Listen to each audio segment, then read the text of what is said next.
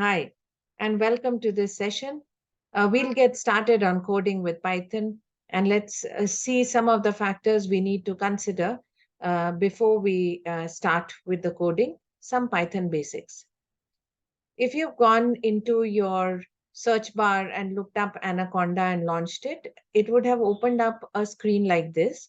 And what we are really interested in doing is to enable the Jupyter Notebook. As mentioned earlier, do keep a web browser window open so that Jupyter can open up for you. The things we will look at is understanding data types, basic syntax, and control structures so that it will lay a very strong foundation for your coding journey. Let's start with data types. There are 4 data types. There's integers, which are whole numbers, which could be positive and negative. Float, which is floating point numbers or decimal points. Strings, which is text enclosed within double quotes.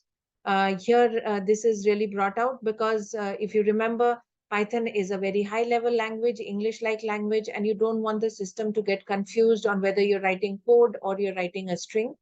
And then, of course, you have Boolean, which represents either true or false. When you launch Jupyter Notebook and you start your coding, this is one thing you might want to consider, the comments. If you just put a hashtag, you can write a note to yourself and it will not be considered as a part of the code. The second part is the variables and data types, which we've already seen. You've got integer, string, float, and Boolean or logical.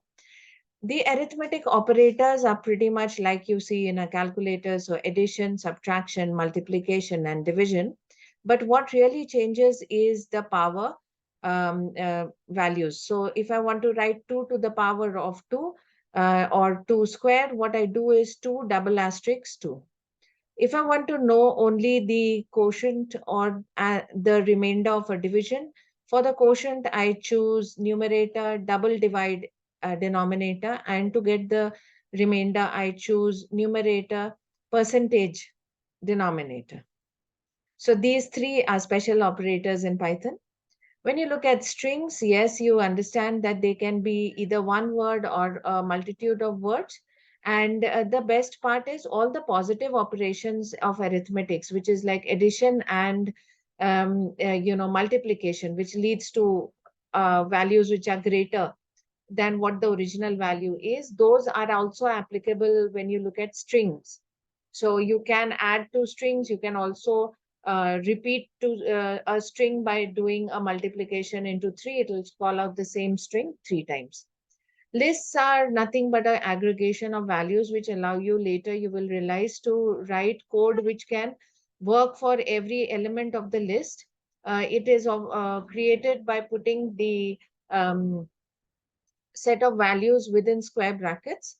Conditional statements are if statements which allow you to write if then else conditions. Loops, of course, allow you to run the same sequence over and over again for either numbers in a certain range or elements of a certain list. Functions allow you to call out your custom created functions, and the user input is a really good functionality to ensure that you build interactive games. When we look at lists and loops, we realize that, as we mentioned earlier, that a lot of the lists enable you to create loop functions which can go and iterate over each element of the list. And the methods which are related to adding and subtracting are very easy. You can append or remove or drop or pop an item from the list.